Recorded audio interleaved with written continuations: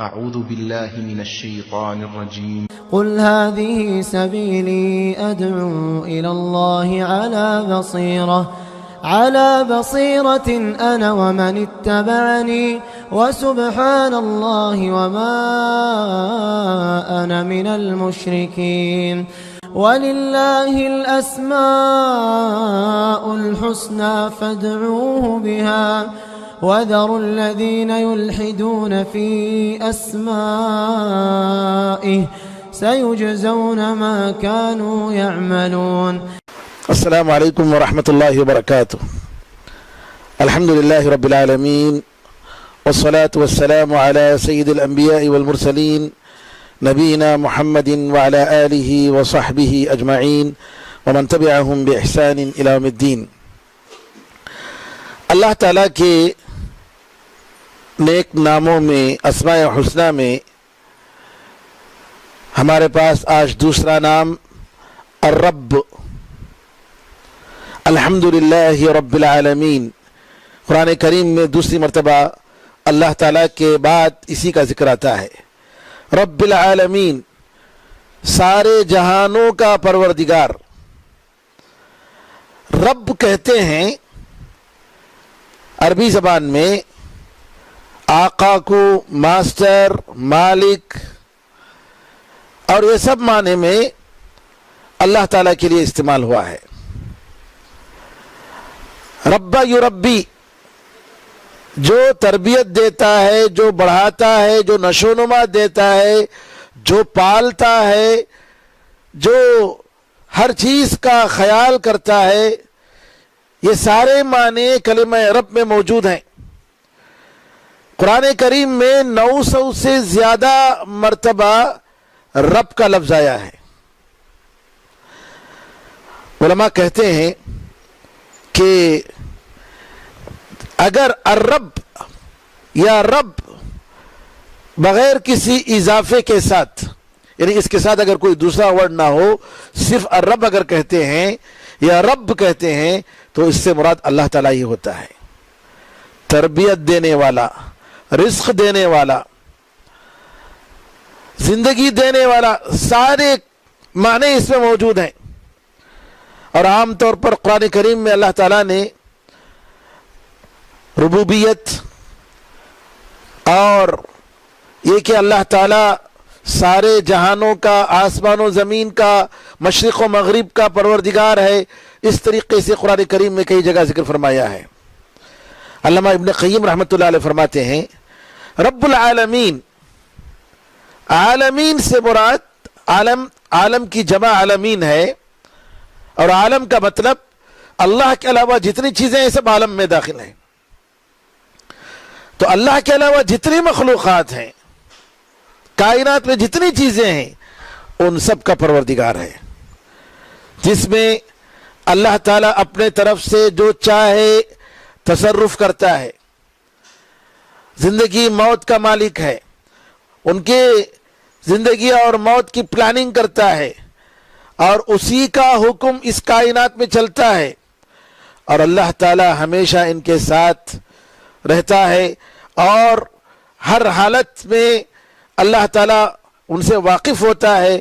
وہ دیتا ہے، زندگی دیتا ہے اور موت دیتا ہے. وہ پیدا کرتا ہے اور رزق دیتا ہے، اور وہ اونچا کرتا ہے اور نیچا کرتا ہے، دیتا ہے اور منع کرتا ہے، عزت دیتا ہے اور ذلت دیتا ہے. جیسے چاہے اس کی مرضی کے مطابق، اس کے ارادے کے مطابق پوری کائنات کو چلاتا ہے. اللہ تعالیٰ فرماتا ہے قرآن میں يَسْأَلُهُ مَنْ فِي السَّمَاوَاتِ وَالْأَرْضِ كُلَّ يَوْمٍ هُوَ فِي شَأْنٍ. آسمان و زمین میں جو بھی ہیں اسی سے مانگتے ہیں، اور ہر دن وہ ایک حالت میں رہتا ہے. تو اللہ تعالیٰ جو دیتا ہے اس کو روکنے والا کوئی نہیں، اور اگر روکتا ہے تو دینے والا کوئی نہیں. اس کے حکم پر کوئی اس کو کینسل کرنے والا یا بدلنے والا کوئی نہیں. اس کے آرڈر کو کوئی ریجیکٹ کرنے والا نہیں، اس کے کلمات کو کوئی بدلنے والا نہیں. فرشتے اور جبریل امین اسی کی طرف چڑھتے ہیں، اور اسی کے پاس لوگوں کے اعمال پیش کیے جاتے ہیں. اللہ تعالیٰ نے قرآن کریم میں رب کے لفظ کے ساتھ اپنی کئی جگہ تعریف کی ہے. سب سے پہلے الحمدللہ رب العالمین. ساری تعریفیں اللہ تعالیٰ کے لیے ہے جو سارے جہانوں کا پروردگار ہے. اسی طریقے سے اللہ فرماتا ہے اغیر اللہ ابغی ربا وہو رب کل شیء. کیا میں اللہ کے سوا کسی اور کو اپنا خدا بناؤں جبکہ وہ ہر چیز کا مالک ہے. اللہ تعالیٰ اسی طریقے سے عرش عظیم کے ساتھ یہ کہا ہے کہ وہ رب عرش عظیم ہے, عرش عظیم کا پروردگار ہے. اللہ فرماتا ہے اللہ لا الہ الا هو رب العرش العظیم. اللہ تعالیٰ اس کے سوا معبود برحق کوئی نہیں, وہ عرش عظیم کا پروردگار ہے. اسی طریقے سے اللہ فرماتا ہے کہ فرعون نے پوچھا قال فرعون وما رب العالمین. فرعون نے پوچھا کہ رب العالمین کیا ہے؟ موسیٰ علیہ السلام نے کہا قال رب السماوات والارض وما بینہما ان کنتم موقنین. وہ آسمان و زمین اور ان کے درمیان جو بھی ہے اس کا پروردگار ہے اگر تم یقین کرتے ہو. پھر اس کے بعد اس نے فرعون نے کہا قال لمن حولہ الا تستمعون. فرعون نے اپنے قوم سے کہا ارے تم لوگ سنتے نہیں ہو کیا کہہ رہے ہیں موسیٰ. موسیٰ علیہ السلام نے کہا قال ربکم ورب آبائکم الاولین. موسیٰ علیہ السلام نے مزید کہا اللہ تعالیٰ تمہارا پروردگار ہے, تمہارا رب ہے اور تمہارے اگلے باپ دادا کا خدا ہے. قال ان رسولکم الذی ارسل الیکم لمجنون. فرعون نے کہا ارے جو رسول تمہارے پاس بھیجا گیا ہے یہ تو دیوانہ ہے. موسیٰ علیہ السلام نے مزید بتائی فرمایا رب المشرق والمغرب وما بینہما ان کنتم تعقلون.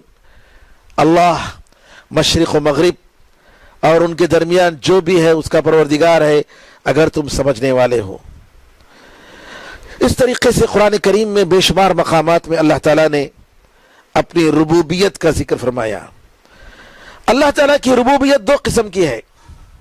ربوبیت کا مطلب یعنی اس کی تدبیر, اس کا پیدا کرنا, پالنا, رزق دینا, سارے معاملات کی دیکھ بھال کرنا, حفاظت کرنا, سب کچھ, زندگی اور موت دینا. ربوبیت دو قسم کی ہے. ایک تو عام لوگوں کے لیے, عام مخلوقات کے لیے. ساری مخلوقات, سارے انسان اسی کی تربیت میں پلتے ہیں, اسی کا رزق کھاتے ہیں. گرچہ بعض لوگ دوسروں کا کھاتے ہیں لیکن اس کے باوجود اللہ تعالی سب کو دیتا ہے, سب کو پالتا ہے, سب پر اس کا احسان ہے, سب اس کی نعمتوں میں پلتے ہیں. اسی لیے اللہ تعالیٰ کی اس عظیم نعمت کی وجہ سے انبیاء کرام نے اپنی دعاؤں میں ربنا ربنا اے ہمارے پروردگار, اے ہمارے پروردگار. تو ایک تو ربوبیت جنرل سارے لوگوں کے لیے, مومن و کافر کے لیے, اور ایک دوسری ربوبیت یعنی اللہ تعالیٰ کی خاص نگرانی, اللہ تعالیٰ کی خاص تربیت اس کے نیک لوگوں کے لیے ہے. وہ کیسے ہوتی ہے؟ ان کو ایمان کی توفیق دیتا ہے, ان کو نماز کی توفیق دیتا ہے, ان کو ہدایت دیتا ہے, ان کو اس کا نیک راستہ دکھاتا ہے, ان کو ثابت قدمی عطا فرماتا ہے. یہ اللہ تعالیٰ کی خصوصی نعمت ہے اپنے نیک بندوں کے لیے. رب کا یہ جو لفظ ہے اس کے معنی میں کیا کیا چیزیں آتی ہیں ذرا غور کریں. سب سے پہلے جیسا کہ میں نے بتایا کہ رب کا مطلب اللہ تعالیٰ ہر چیز کا پیدا کرنے والا, اسی کا بادشاہ, اسی پر پورا قدرت رکھنے والا اور ان کی زندگیوں میں پورا تصرف اور حق رکھنے والا اللہ تعالیٰ. تو اللہ تعالیٰ کی ربوبیت سے کوئی چیز خارج نہیں ہے. پوری دنیا اس کے قبضے قدرت میں ہے. جی ہاں, یہ قبضے قدرت اور اس کی توحید ربوبیت کہ اللہ تعالیٰ ساری کائنات کا پیدا کرنے والا ہے, یہ مخلوقات میں سے کسی نے اس کا انکار نہیں کیا.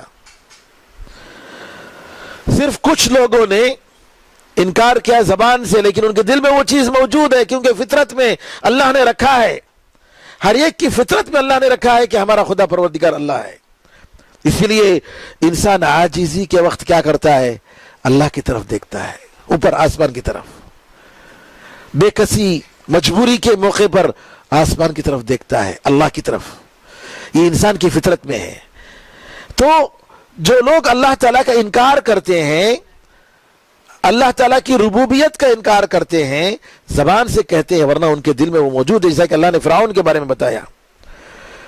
اسی طریقے سے جو لوگ ایتھسٹ ہیں، ملحد قسم کے لوگ، کمیونسٹ جن کو کہتے ہیں، جو اللہ تعالیٰ کا خدا کا انکار کرتے ہیں اور یہ سمجھتے ہیں کہ یہ پوری کائنات اپنے سے بن گئی، یا نعوذ باللہ یہ کہتے ہیں کہ نیچر نے بنایا۔ ارے نیچر کیا چیز ہے؟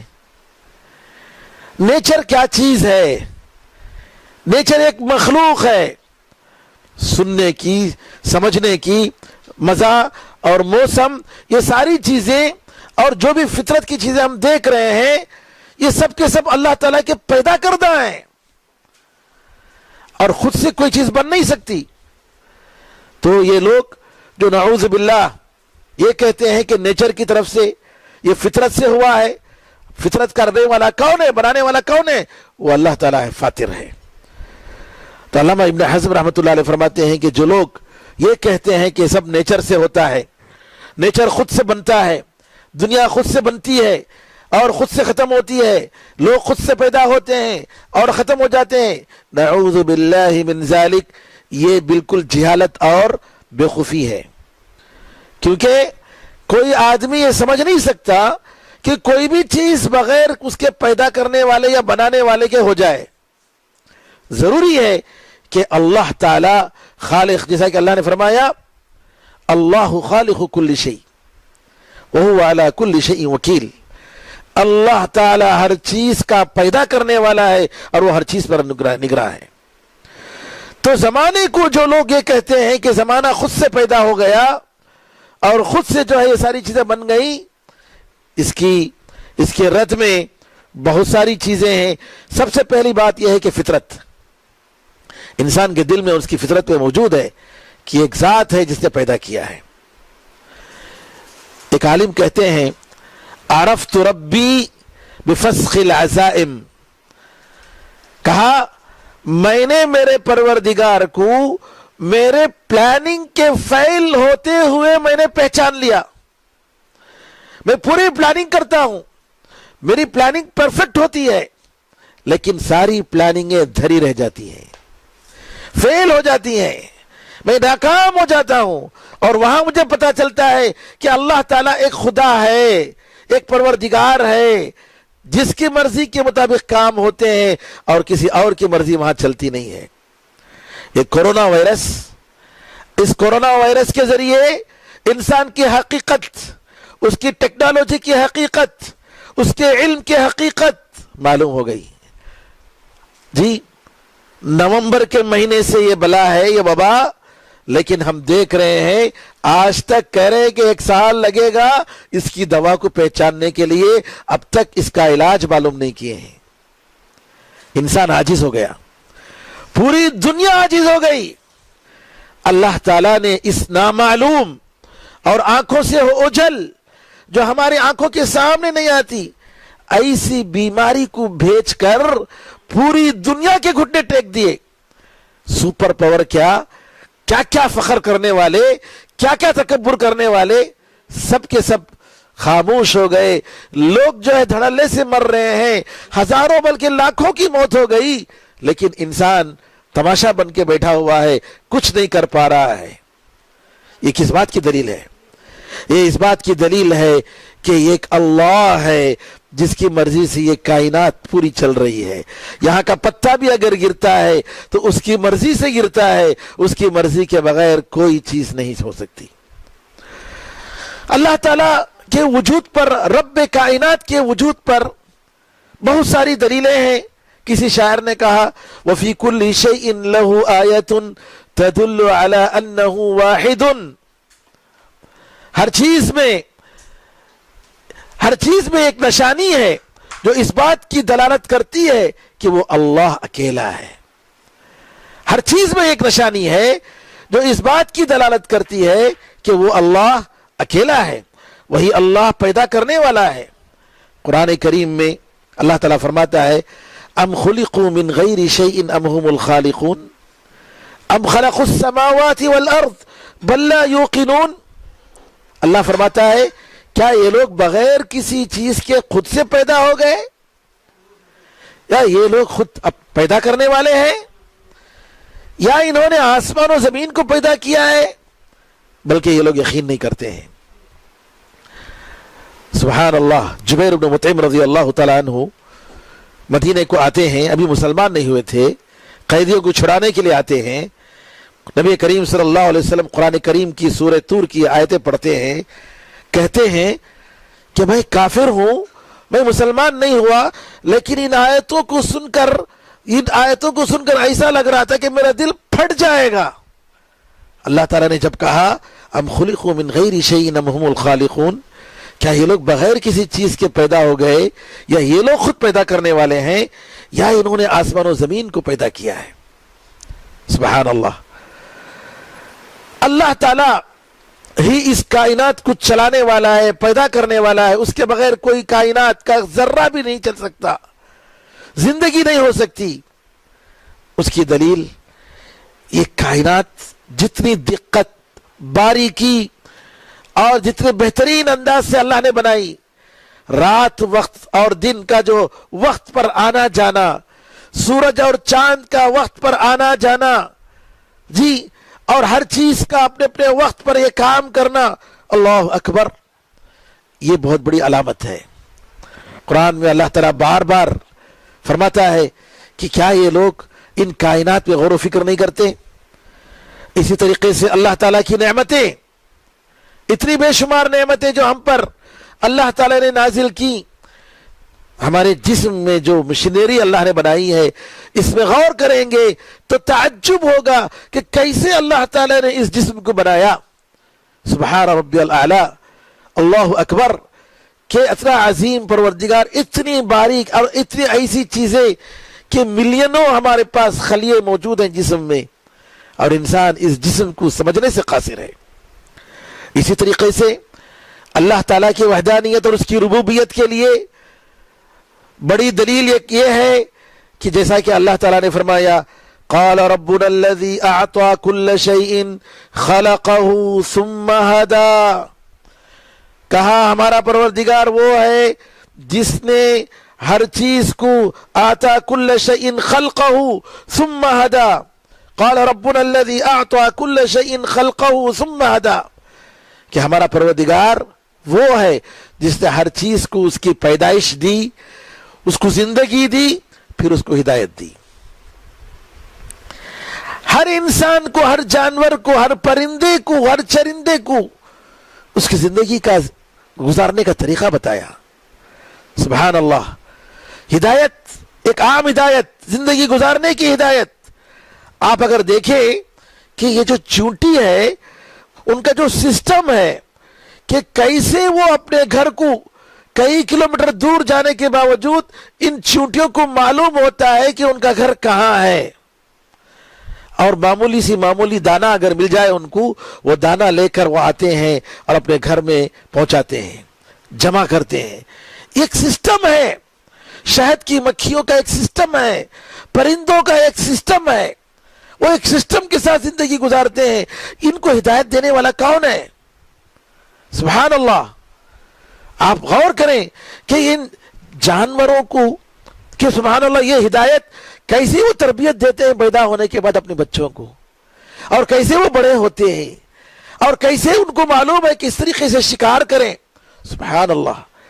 یہ مکڑی، سبحان اللہ، یہ مکڑی اس کا گھر کیسے جال بناتا ہے، اور قرآن میں اللہ نے فرمایا وَإِنَّ أَوْهَنَ الْبُيُوتِ لَبَيْتُ الْعَنْكَبُوتِ، سارے گھروں میں سب سے کمزور گھر مکڑی کا گھر ہے۔ اللہ اکبر۔ یہ کون بول سکتا ہے؟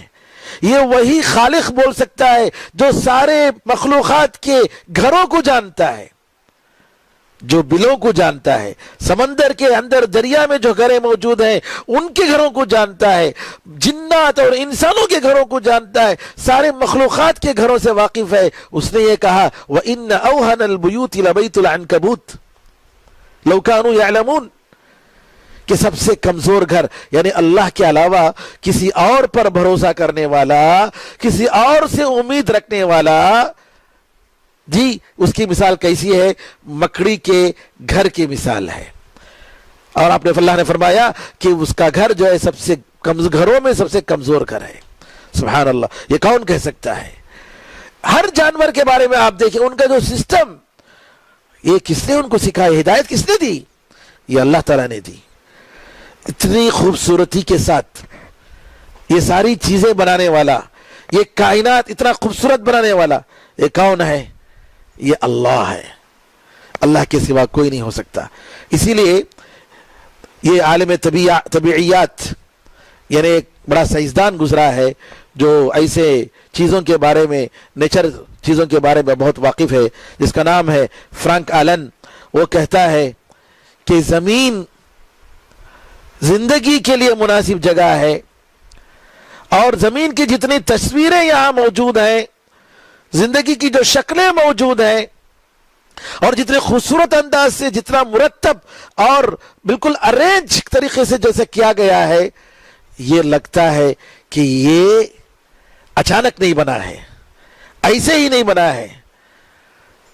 کہتا ہے کہ کرۂ ارض جو زمین ہے، یہ فضا میں اس طریقے سے خود اپنے آپ سے جو گھوم رہا ہے، اور جس کی وجہ سے دن اور رات آتے جاتے رہتے ہیں، اور یہ سورج کے اطراف سال میں ایک مرتبہ چکر لگاتے ہیں، جس کی وجہ سے سیزن اور موسم بدلتے ہیں، اور اس کی وجہ سے یہ نباتات بڑھتے ہیں، درخت اور پودے اگتے ہیں، اور زمین کے اطراف اللہ تعالیٰ نے کچھ گیس کے کچھ ایسے جو ہے غلاف اللہ تعالیٰ نے بنا کر رکھا ہے، جس کی وجہ سے 500 میل کے دور تک اتنی زمین کی حفاظت ہوتی ہے، اور آسمان سے جو شوٹنگ اسٹار آتے ہیں، اور جب اگر زمین کو پہنچ جائے تو پوری زمین کو خاکستر کر دے، پوری زمین کو خاک کر دے، اور اس سے بچاتے ہیں۔ یہ پورا سسٹم کسی طریقے سے بخار سے سمندر، ہوا سے جو ہے سمندر کے پانی جو ہے اوپر لے جاتا ہے، اور پھر اوپر سے پھر بادلوں کے ذریعے ان کو ہانکتا ہے، اور جہاں چاہے اللہ تعالیٰ پانی برساتا ہے، اور کہیں سے زمین کو دوبارہ اگاتا ہے، زندہ کرتا ہے۔ سبحان اللہ، یہ سسٹم اچانک نہیں ہو سکتا، نیچر یہ خود سے بن نہیں سکتا، اس کا ایک بنانے والا ہے، اس کا ایک پالنے والا ہے، جو پوری پلاننگ کے ساتھ کر رہا ہے۔ تو میرے بزرگوں، میرے بھائیوں، اللہ تعالیٰ کے وجود پر کہ اللہ تعالیٰ رب ہے، آسمان و زمین کا پیدا کرنے والا ہے، یہ کفار قریش بھی مانتے تھے۔ ان سے پوچھا جاتا تھا کہ یہ آسمان و زمین کو کس نے پیدا کیا؟ قُلْ مَنْ يَرْزُقُكُم مِّنَ السَّمَاءِ وَالْأَرْضِ، ان سے پوچھو کفار قریش سے کہ آسمان و زمین سے کون تمہیں رزق دیتا ہے؟ اَمَّن يَمْلِكُ السَّمْعَ وَالْأَبْصَارَ، اپنے کانوں کا اور آنکھوں کا مالک کون ہے؟ وَمَن يُخْرِجُ الْحَيَّ مِنَ الْمَيِّتِ، میت سے، مردے سے زندے کو کون نکالتا ہے؟ وَيُخْرِجُ الْمَيِّتَ مِنَ الْحَيِّ، اور میت کو زندے سے کون نکالتا ہے؟ وَمَن يُدَبِّرُ الْأَمْرَ، اور سارے معاملات کی تدبیر کون کرتا ہے؟ ان سارے سوالوں کا جواب کیا ہے؟ یہ لوگ کہیں گے اللہ، وہ اللہ ہی کرتا ہے۔ فَقُلْ أَفَلَا تَتَّقُونَ، تو کہیے کہ کیا تم نہیں ڈرتے؟ یعنی اس کا مطلب یہ ہوا کہ اللہ تعالیٰ کے بارے میں آج جو غیر مسلم ہیں، جو بتوں کی پوجا کرتے ہیں، وہ لوگ بھی اس کے قائل ہیں کہ آسمان میں جو ہے وہی سب سے بڑا ہے، اسی کی مرضی چلتی ہے۔ یہاں پر اللہ تعالیٰ یہ کہتا ہے جب آسمان والا ہی سب کچھ دینے والا ہے تو اسی سے مانگو نا، اسی کی عبادت کرو نا، اسی کے سامنے اپنا ماتھا ٹھیکو نا، اسی کے سامنے اس سجدہ کرو نا، کسی اور کے سامنے کیوں جا رہے ہو؟ ہاں، اللہ تعالیٰ ہی کے سامنے جاؤ۔ تو یہاں توحید ربوبیت کہ اللہ تعالیٰ کے رب ہونا، اس پر ایمان لانا کافی نہیں ہے۔ اس لیے جو لوگ لا الہ الا اللہ کا مطلب یہ لیتے ہیں لا خالق الا اللہ کہ اللہ کے سوا کوئی خالق نہیں، یہ غلط ہے، بلکہ یہ کہنا چاہیے اللہ کے سوا عبادت کے لائق کوئی نہیں، اللہ کے سوا معبود برحق کوئی نہیں۔ بزرگوں، میرے بھائیوں، اللہ تعالیٰ پر ایمان لانے کے رب کے حیثیت سے کیا کیا تقاضے ہیں، ہمیں کیا کرنا ہے؟ ہم جب مانتے ہیں کہ اللہ تعالیٰ رب ہے تو ہم سے یہ رب کا یہ نام ہم سے کیا مطالبہ کرتا ہے؟ سب سے پہلے رب العالمین کا مطلب یہ ہوا کہ اللہ تعالیٰ ہی کس بڑے حکمت کی وجہ سے پیدا کیا ہے۔ کیوں؟ بڑی حکمت والا ہے، وہ بیکار کام نہیں کرتا ہے، ہر کام حکمت کی وجہ سے کیا ہے۔ تو ہمیں جو پیدا کیا ہے وہ بیکار نہیں پیدا کیا۔ اللہ تعالیٰ فرماتا ہے افحسبتم انما خلقناکم عبثا وانکم الینا لا ترجعون، کیا تم سمجھتے ہو کہ ہم نے تمہیں بیکار پیدا کیا اور کہ تم ہمارے پاس واپس نہیں آؤ گے؟ فتعالی اللہ الملک الحق لا الہ الا هو رب العرش الکریم، وہ اللہ سب سے سچا بادشاہ برحق، وہ بیکار کام کرنے سے وہ بلند ہے، ایسا بیکار کام وہ نہیں کر سکتا۔ دوسری بات، جب اللہ کو ہم رب مانتے ہیں کہ اسی نے پیدا کیا، اسی نے ہمیں دیا، وہی ہمیں پال رہا ہے، وہی ہمیں زندگی اور موت دے رہا ہے، تو اس کا مطلب یہ ہوا کہ اللہ تعالیٰ ہی کی عبادت ہونی چاہیے، اس کے علاوہ کسی کی عبادت نہیں ہونی چاہیے۔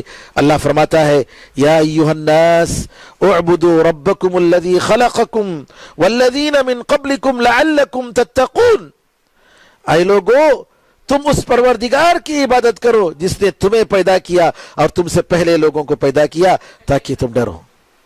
جی کون؟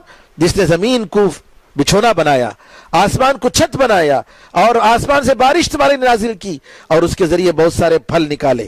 تو اللہ تعالیٰ کے ساتھ تم کسی اور کو تم شریک مت ٹھہراؤ جبکہ تم جانتے ہو۔ اللہ فرماتا ہے ایشرکون ما لا یخلق شیئا وهم یخلقون، کیا یہ لوگ ایسی چیز کو اللہ کے ساتھ شریک ٹھہراتے ہیں جو کچھ پیدا کرنے والا نہیں ہے جبکہ یہ خود پیدا ہوتے ہیں؟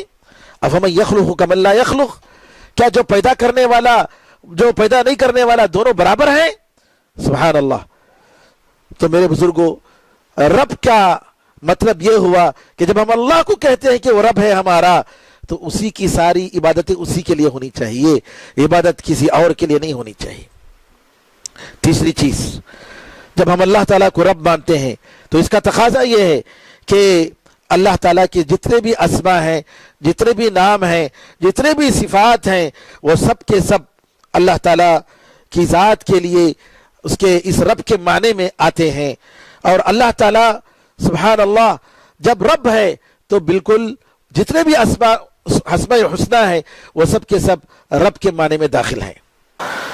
اللہ تعالیٰ پر رب کی حیثیت سے ایمان لانے کا تقاضا یہ ہے کہ جب ہم اللہ تعالیٰ کو رب مانتے ہیں کہ اسی کی مرضی کے مطابق سارا معاملہ چلتا ہے، زندگی کی ساری چیزیں اسی کے اشارے پر چلتے ہیں، تو ہمیں اللہ تعالیٰ سے راضی ہونا چاہیے کہ اللہ کی جو مرضی ہے اسی کے مطابق اس کائنات میں پورا نظام چلے گا۔ ہمیں اللہ تعالیٰ پر اعتراض نہیں کرنا چاہیے، نہ اس کی شریعت پر، نہ اس کی تقدیر پر، نہ اس کے کسی حکم پر۔ اللہ تعالیٰ نے جو بھی ہمارے لیے مقدر رکھا ہے اس سے ہمیں راضی ہونا چاہیے۔ رب ہونے کا مطلب یہ ہوا، رب پر ایمان لانے کا مطلب یہ ہوا اے اللہ ہم تیری شریعت سے پوری طریقے سے مطمئن ہیں، ہم تیری شریعت کے ہر چیز کو مانتے ہیں، تیرے قرآن اور تیرے حدیث کے ہر چیز کو ہم قبول کرتے ہیں، ہم ذرا بھی کسی پر اعتراض نہیں کرتے، ہم اپنی طرف سے تیری کسی بھی باتوں پر، کسی بھی حکم پر ہم اعتراض نہیں کرتے، ہم اس کو قبول کرتے ہیں۔ اسی طریقے سے ہم تیری تقدیر پر ہے اللہ ہم مانتے ہیں، ہم قبول کرتے ہیں، ہم تیری تقدیر پر ہمیں کوئی اعتراض نہیں۔ یہ رب پر ایمان لانے کا مطلب یہ ہوا۔ اسی طریقے سے رب کا مطلب یہ ہوا کہ اللہ تعالیٰ ہی ہے جو ہمیں ایک مرحلے سے دوسرے مرحلے میں لے جاتا ہے، یہ ایک اسٹیج سے دوسرے اسٹیج پہ لے جاتا ہے۔ تو اللہ تعالیٰ اپنے بندے کو بالکل اسی طریقے سے لے جاتا ہے جیسی ایک ماں اپنے چھوٹے بچے کو انگلی پکڑ کر راستہ بتاتی ہے۔ اگر بندہ اپنے رب پر پوری طریقے سے بھروسہ کرے اور اسی کی عبادت کرے اور اس کے حکم کے مطابق چلے تو پوری زندگی اللہ تعالیٰ اس کی آسان کر دیتا ہے۔ اسی لیے ہم دعا کرتے ہیں، یا حی یا قیوم برحمتک استغیث اصلح لی شأنی کلہ ولا تکلنی الی نفسی طرفۃ عین۔ اے اللہ، اے ہمیشہ زندہ رہنے والے اور ساری کائنات کو چلانے والے، میرے سارے معاملات کو تو سنبھال لے، تو مجھے ایک پلک جھپکنے کے برابر بھی میرے حوالے مت کر، تو دیکھ لے اے اللہ ہمارے سارے معاملات کو۔ تو اللہ تعالیٰ ہی توفیق دینے والا ہے، اللہ تعالیٰ ہی نعمتیں دینے والا ہے۔ جب یہ سب کچھ ہے میرے بھائیوں، میرے بزرگوں، اس کا مطلب یہ ہوا کہ اللہ تعالیٰ ہی کے لیے محبت ہونی چاہیے۔ اللہ جس سے محبت کرتا ہے اس سے محبت ہونی چاہیے، اللہ جس سے نفرت کرتا ہے اس سے نفرت ہونی چاہیے۔ اللہ کو خوش کرنے کے لیے ہمیں دوڑنا چاہیے، کوشش کرنی چاہیے، اللہ کی تعظیم کرنی چاہیے، اس کی توقیر کرنی چاہیے، اس کی عزت کرنی چاہیے، ہمیشہ اس کا شکر بجا لانا چاہیے، ہمیشہ اس کی تعریف کرنی چاہیے۔ اور آخر میں جب اللہ تعالی رب ہے تو اسی پر پورا بھروسہ ہونا چاہیے، پورا مکمل بھروسہ اسی پر ہونا چاہیے، اور اللہ کے علاوہ کسی اور پر ہرگز بھروسہ نہیں ہونا چاہیے، کسی سے امید نہیں ہونا چاہیے، کیونکہ اللہ تعالیٰ ہی ہے جو اپنے بندوں کو دیتا ہے، سنوارتا ہے، سب اپنی ضرورتوں پر اپنی پورا کام آتا ہے، اللہ کے سوا کوئی دوسری ذات نہیں۔ اسی لیے اللہ تعالیٰ نے فرمایا ان فی خلق السماوات والارض واختلاف اللیل والنہار لآیات لأولی الالباب، آسمان و زمین کے پیدا کرنے میں، دن اور رات کے آنے جانے میں عقل مندوں کے لیے دلیلیں ہیں۔ الذین یذکرون اللہ قیاما وقعودا وعلی جنوبہم، جو اللہ تعالیٰ کو کھڑے کھڑے، بیٹھے بیٹھے اور لیٹے لیٹے اللہ کو یاد کرتے ہیں۔ وَيَتَفَكَّرُونَ فِي خَلْقِ السَّمَاوَاتِ وَالْأَرْضِ، اور آسمان و زمین کے پیدائش میں غور و فکر کرتے ہیں۔ کیا کہتے ہیں؟ رَبَّنَا مَا خَلَقْتَ هَذَا بَاطِلًا سُبْحَانَكَ فَقِنَا عَذَابَ النَّارِ، اے ہمارے پروردگار، تو نے اس کائنات کو بیکار نہیں پیدا کیا، تیری پاکی ہے، اے اللہ ہمیں دوزخ کے عذاب سے بچا لے۔ آمین ارحم الراحمین والحمدللہ رب العالمین۔ اللہ تعالیٰ سے دعا ہے کہ اللہ تعالیٰ ہم سب کو اس کے دین حق کو سیکھنے کا شوق ہمارے دلوں میں ڈالے، وہ جذبہ ہمارے دلوں میں پیدا فرمائے، اس کے لیے صبر کرنا ہمیں عطا فرمائے، اور اللہ تعالیٰ اس کے اسماء حسنہ جاننے، اس میں غور و فکر کرنے اور اس کے تقاضوں کے مطابق عمل کرنے کی توفیق عطا فرمائے۔ آمین ارحم الراحمین والحمدللہ رب العالمین۔ سبحانک اللہم وبحمدک، اشہد ان لا الہ الا انت، استغفرک واتوب الیک۔ والسلام علیکم ورحمۃ اللہ وبرکاتہ۔